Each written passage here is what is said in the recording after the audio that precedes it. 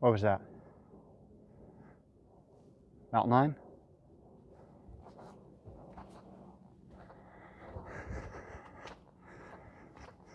The messed up part is he or she is probably watching me right now and I have no freaking clue.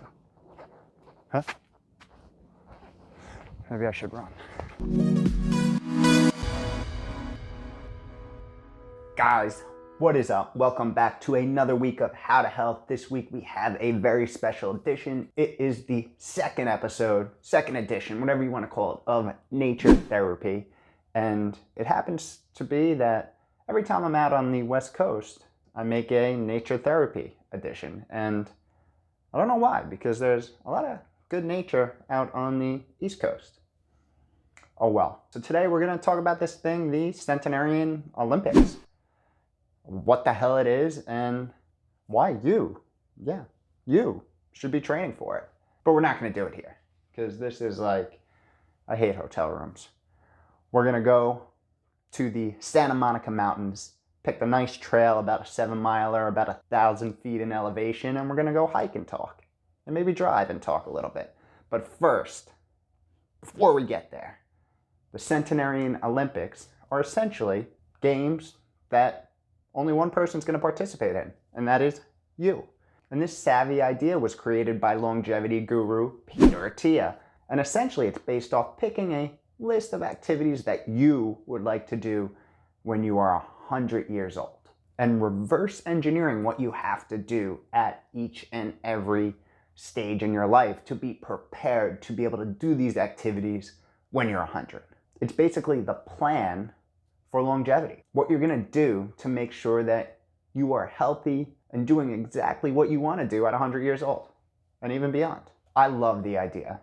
That's why I'm making this video about it. In this nature therapy edition of How to Health, I want to give you some examples of what some of my goals are when I'm 100 years old and talk you through some of the protocols that I'm doing right here, right now to get myself there. So let's get out of this hotel room, pack my bag back there, and we'll get going. Can't go anywhere without these.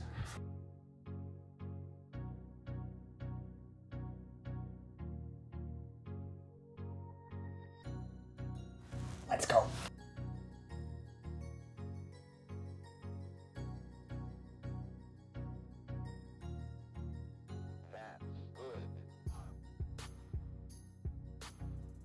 Where is my car? I can never remember. Oh, there it is. Funny story. This isn't a standard rental. A week or two ago, we talked about just being nice. And wouldn't you know it, I put that to practice. When I went to pick up my car at the rental place, I got to my spot and there was no car there. So I pleasantly walked back, it was the furthest spot possible in the garage. But I walked back to the desk, and said, hey, car's missing. Can you help out? If it doesn't matter, I'll just, take the Maserati up front. Whatever works. So the dude behind the counter got a nice little chuckle out of it and looked up and said, I'll take care of you. Next thing you know, got a nice little convertible Mustang to roam around Los Angeles with. Kindness is contagious. Just be nice. If only I could be nice to the weather here and be able to use a convertible. That's another story. But let's start this trip. Got about a 30-minute drive to Santa Monica Mountains, and we'll get on with the hike. During the drive, we'll talk a little bit about my specific goals when I'm 100 years old and what I'm going to be training for. Maybe give you some ideas. All right. Safety first. Oh, I got to kind of use my phone for GPS too. Hold on.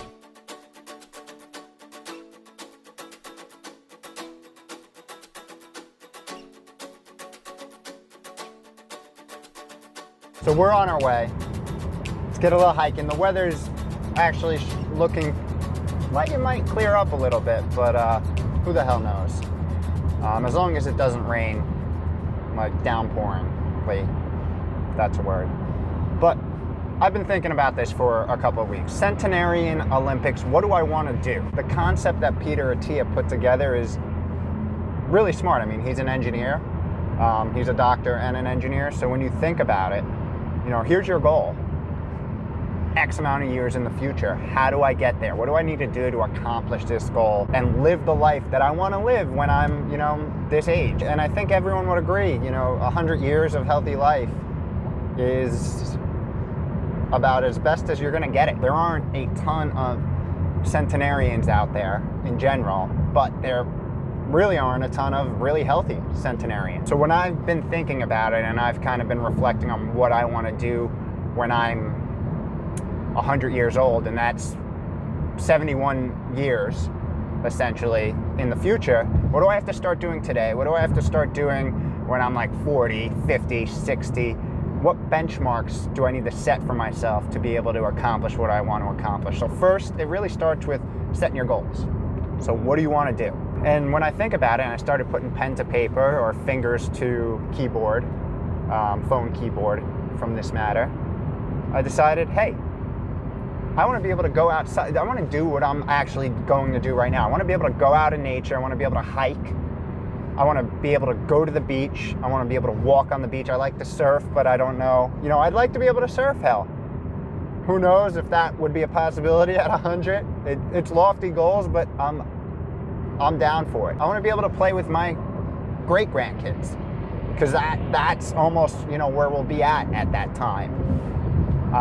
And what to take to play with great grandkids, they run around, they're on the floor, so I need to be able to get up and get down onto the floor on my own and play with these rugrats. Next, I love exercising. I love the way it makes me feel. I want to be able to still exercise when I'm that age. I'm going to take it up another level. I want to be able to play a sport I love. I love playing basketball. I love playing pickup basketball. I want to school, I'm not going to say 20-year-olds, but I want to school 50-year-olds on the b-ball court when I'm 100. Hey, you got to put this shit on paper. Some other things that cross my mind when I'm like, what do I want to do? Where do I want to be when I'm 100?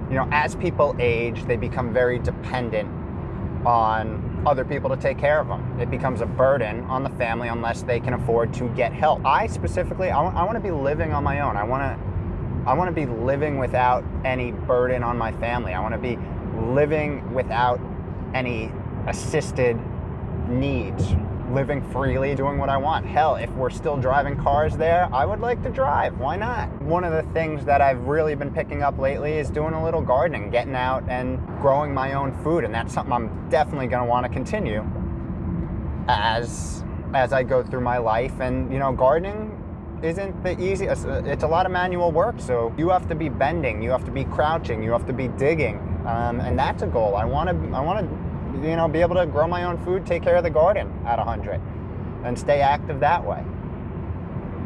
These are just things that really came up as I was going through, thinking what I want to do.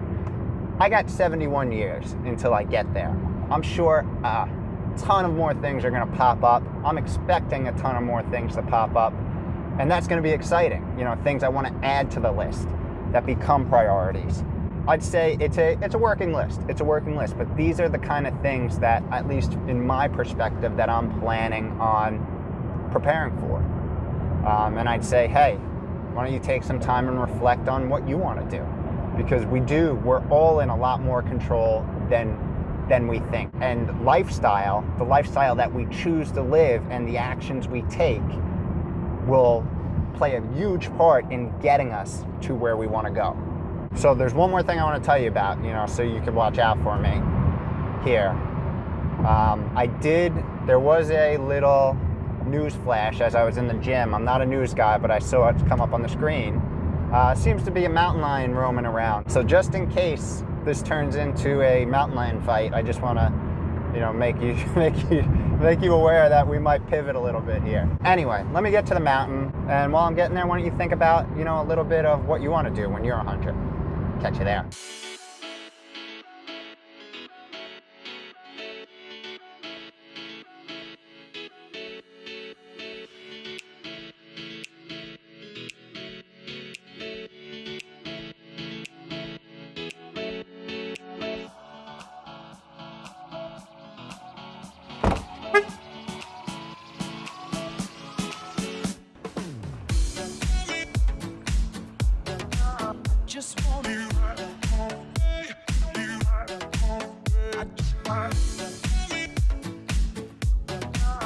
Just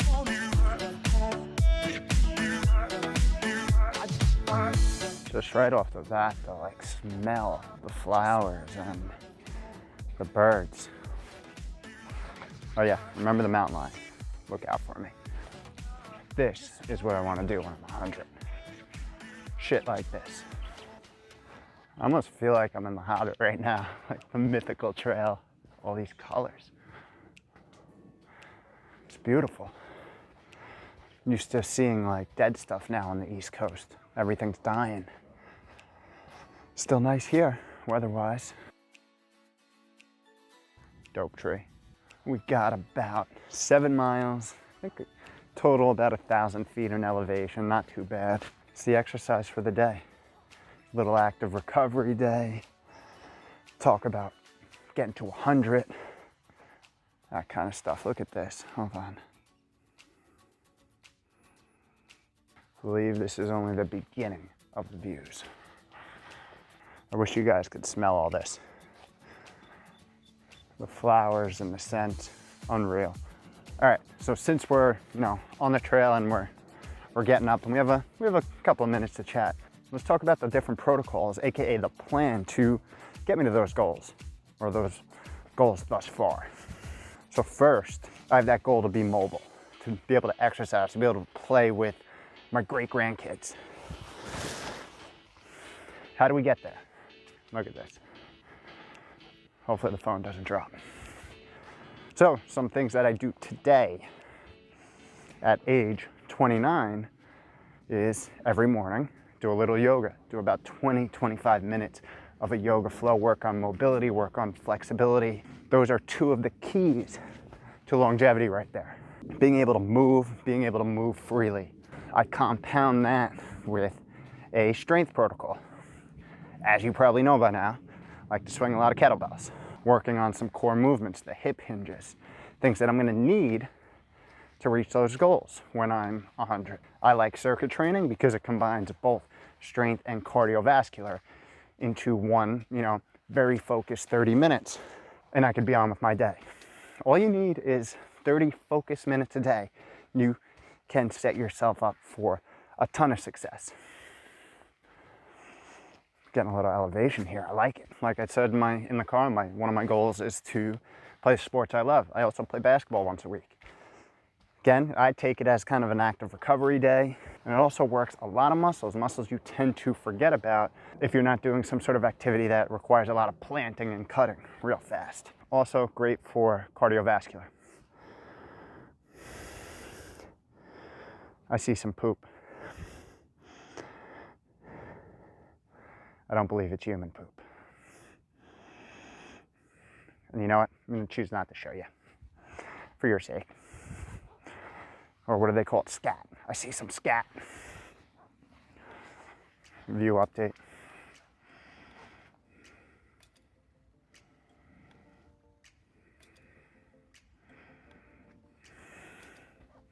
Now, one of my goals when I'm 100 that I forgot to tell you was to be able to use this thing to read, to write. I want to be able to write a book. I want to be able to continue to write blog posts and videos.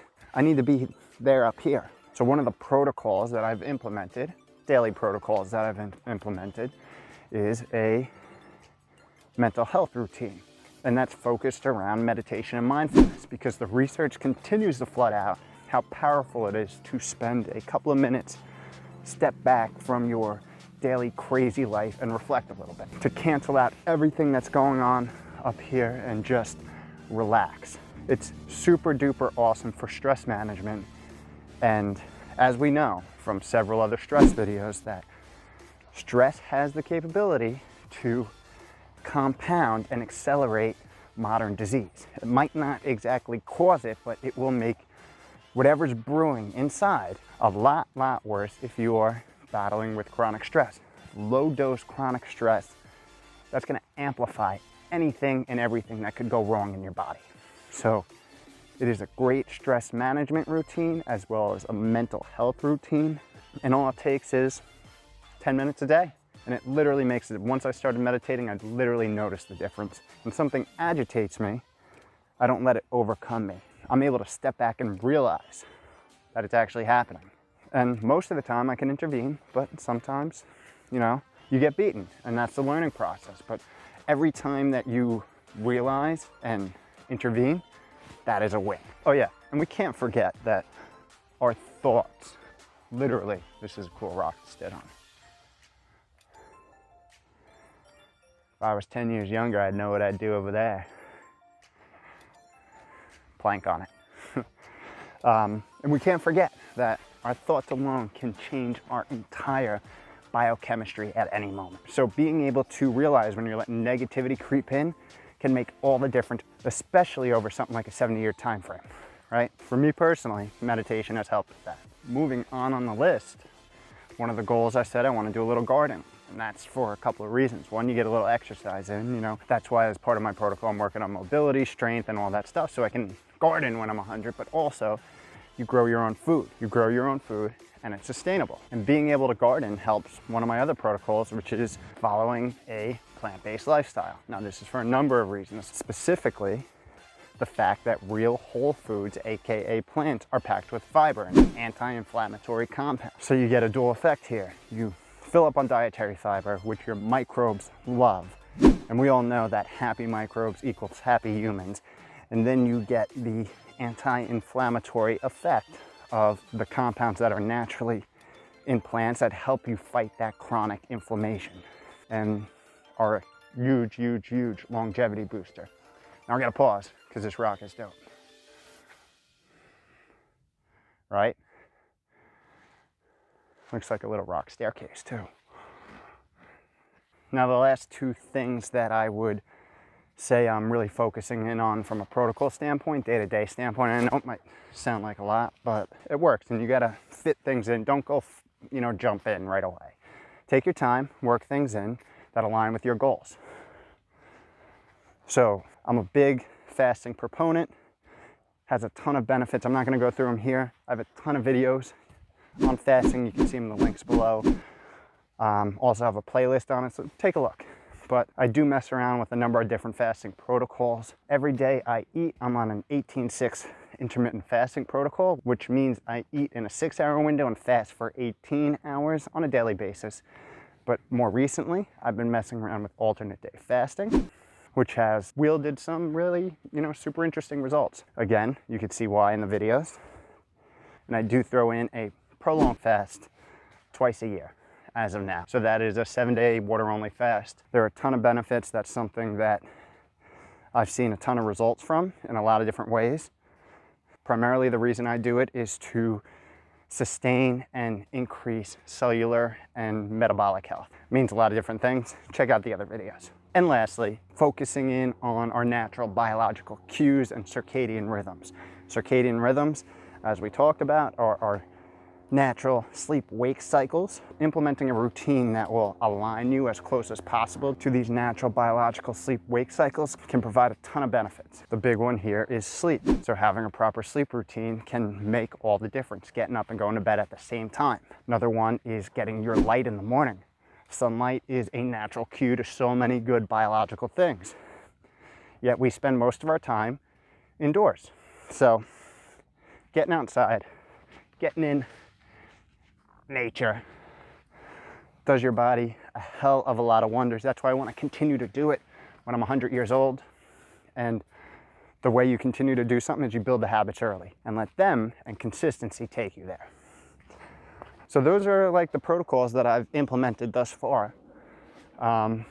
Just recently being kind of new to this Centenarian Olympic idea. As I think more about it, I'm going to probably align, hone, and do what I always do, and, you know, always be trying new things and always be manipulating what I'm doing, what works, what doesn't work, seeing how my body reacts.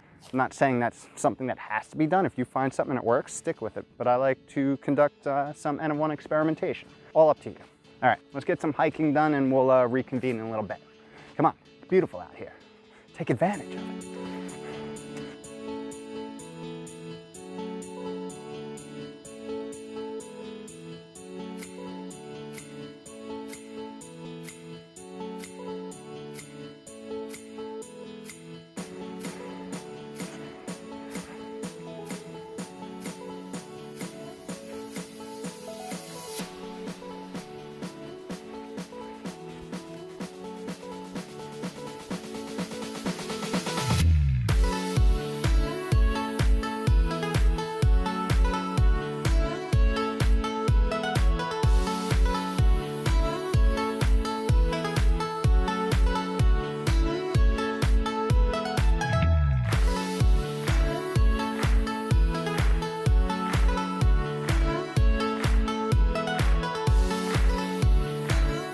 The elevation caught up with me fast. I'd say worth it.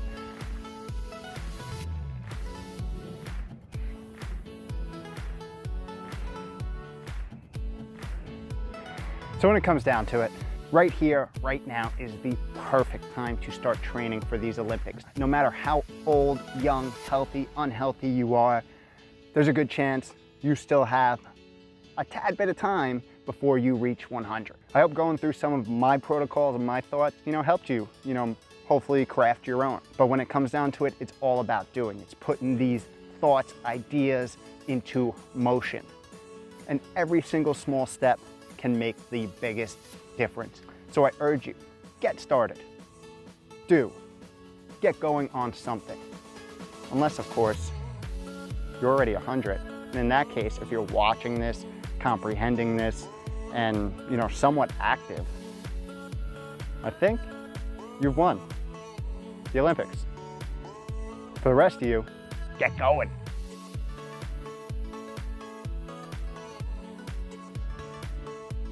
Summit, or as far as we're gonna go, I seem to have a problem. You pick a spot that you wanna stop at and turn around, because this is kind of ongoing and it connects to a ton of different trails. But I'm always like, I could get a little higher. And I think we're about, 3 extra miles, because I think I could get a little higher.